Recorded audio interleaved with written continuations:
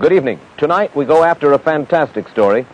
The story that flying saucers from other worlds are visiting our planet, just as we are exploring outer space with our own rocket satellites. Our guest is former Marine Air Corps Major Donald Keyhoe, who has the support of scores of prominent businessmen, military men, and some scientists in his campaign to prove that flying saucers exist.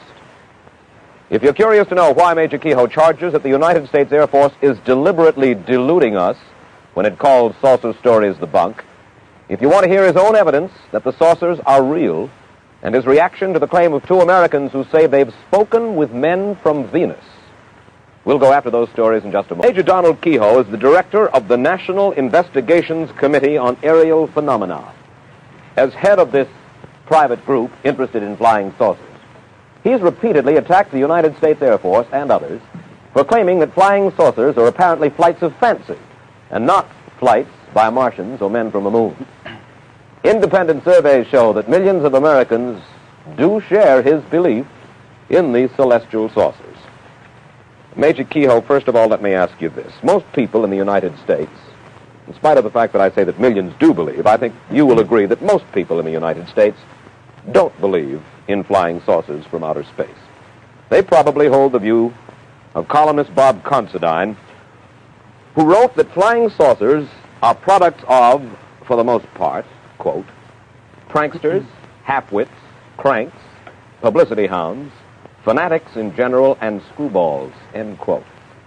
How do you feel about Mr. Considine's charge? Well, I know where he got the story. He got it from Colonel Watson out at the Air Technical Intelligence Center in Dayton. In fact, the colonel went even a little farther, and he said behind every sighting was an idiot, a crackpot, a religious fanatic. That included a lot of high-ranking Air Force pilots, incidentally, and many airline captains, people who were qualified to see these things. But he was just following out an Air Force policy. Well, now, you're not suggesting that Bob Considine is in the pay of the Air Force. He's an independent newsman with a considerable reputation. I mean the colonel. No, I have every respect for Bob Considine. In spite of the fact that he suggests that pranksters, half-wits, and screwballs are responsible for the stories about flying saucers. Well, I wish I could show him any time a list of about 800 witnesses, some of the big names in aviation, including up to the rank of colonel in the Air Force. They're still flying, and they're still carrying passengers. They've never been grounded.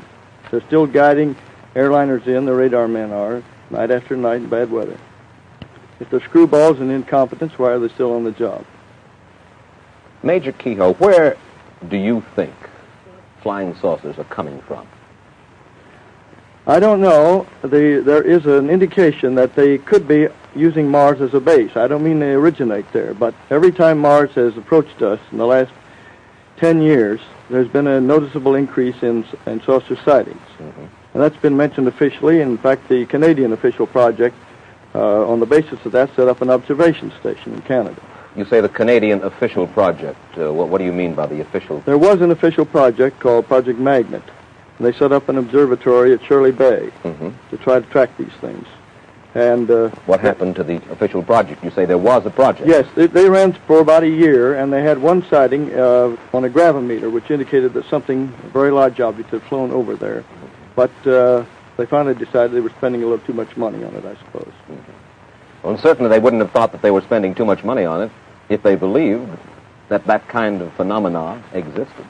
Well, a lot of people on the project are still working up there on their own time, and certain government officials have still kept the lid on their reports in Canada, just as they do down here. What is your theory? In other words, you suggest that they come from Mars or from other planets, from other solar systems possibly throughout the universe. Is that correct? Yes, and there are a lot of scientists who said the same thing. What is your theory as to the kind of people who fly these, or the kind of beings who fly these saucers? Well, that's speculation. Willie Lay said recently they'd be just like the man next door, the invaders from space, and his reasons may be good. But most of the top scientists have said that the odds are that beings from other worlds would not be like us. Some of them would be. Dr. Harlow Shapley, for instance, said that there probably were at least 100 million inhabited planets in the universe. And Menzel, who doesn't believe in saucers at all, says that he goes that high or even higher. And among those, they must be, by the law of averages, a certain number of planets that would be like the Earth. And if evolution started at the same time, why, you might have the same type of being. What do you think are the intentions of these people, for lack of a better name, of these people who are in these flying saucers? Well, there's been no evidence of any hostility. During the last 10 years, what we call the modern phase, there have been sightings before then. There have been some accidents, Air Force pilots chasing these things. Captain Mantell was killed chasing one in 48, and 2 pilots disappeared chasing one in 53 over Lake Superior. But I think those were just accidents. Just accidents. Why don't they try to communicate with us? What's your theory about that? Well, I'll follow some of the theories the Air Force people have said. They suggested to me back in 52 and 53, at which time we were cooperating. I had a lot of very good friends in the Air Force at that time. The policy was to give out the information. They were about to tell the people everything they had. And the theory was then that perhaps these beings were so much different from us that communication would be a very hard thing. They might not, for instance, have speech sounds like ours. That's one answer. Another thing, they might not be able to exist in our atmosphere. We're going to land on the moon, we'll have to wear spacesuits or else build air-conditioned buildings up there, air pressured. There could be lots of factors like that. Well, do you think they're down here when we do see them to look at us? I think that it's probably a long-range survey. A long-range survey? That's right. And yet no attempt, as far as we know in any case, of communication with us. There have been claims of communication, but most of those have been by individuals. The Air Force has not admitted that there's ever been one, and I don't know, our committee hasn't found any cases that we would accept as absolutely verified. All right, now, let's go at it from another point of view, if I may, the Air Force point of view. They agree, undoubtedly, objects have been seen in the sky. But the Air Force has said time and time again, and this is a quote from Richard Horner, Assistant Secretary of the Air Force for Research and Development. All but a small percentage of these reports of unidentified flying objects have been definitely attributed to natural phenomena that are neither mysterious nor dire, end quote. Weather balloons, mirages, ordinary sky phenomena like meteors, airplanes themselves. What about that? I'll answer that, but I'd like to make several points doing it. In 1947, the Air Technical Intelligence Center at Dayton, the top Air Force intelligence men and scientists under contract, sent a secret document to the Commanding General of the Air Force saying that whatever these things were, they were real. In 1948, ATIC, the same group, sent a top secret estimate to the Commanding General, Hoyt Vandenberg, said these were interplanetary spaceships. In 1952, there was an intelligence analysis of the maneuvers of these things, as seen by radar, triangulation, radar photographs, and in 53, the Central Intelligence Agency and the Air Force had a special panel of scientists meet at the Pentagon to tell them what to do. And after they got through, this group said, you don't have proof that these things exist, not scientific proof, but you have a very strong circumstantial case. We suggest you quadruple the investigation, set up special observation posts, in the meantime, release everything you've got to the American people. Now, you've got 4 documents there that they've been sitting on all this time. Now, and they have been spending a lot of money investigating flying saucers. If they don't exist, why the money? Why did the intelligence teams rush out every time there's a sighting? Now then, you have mentioned 4 documents that you claim exist.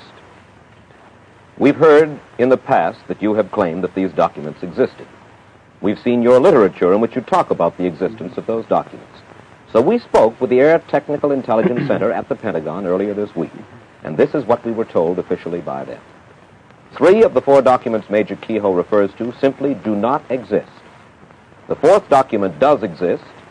You can have a copy of it, Mr. Wallace, and you can see that it doesn't say what Major Keyhoe claims it says.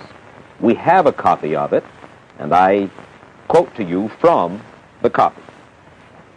The Air Force document says just this. The panel recommends that the national security agencies take immediate steps to strip the UFOs of the special status they have been given and the aura of mystery they have unfortunately acquired. We suggest an integrated program designed to reassure the public of the total lack of evidence of inimical forces behind the phenomena. And again, as I point out, Secretary Horner says it simply ain't so. Now, why? The point really at issue here, it would seem, Major Keyhoe, is this. Why do you believe that the Air Force says that nothing is going on? Why do you believe that it's a fairly serious charge that I know you make? it is. You make the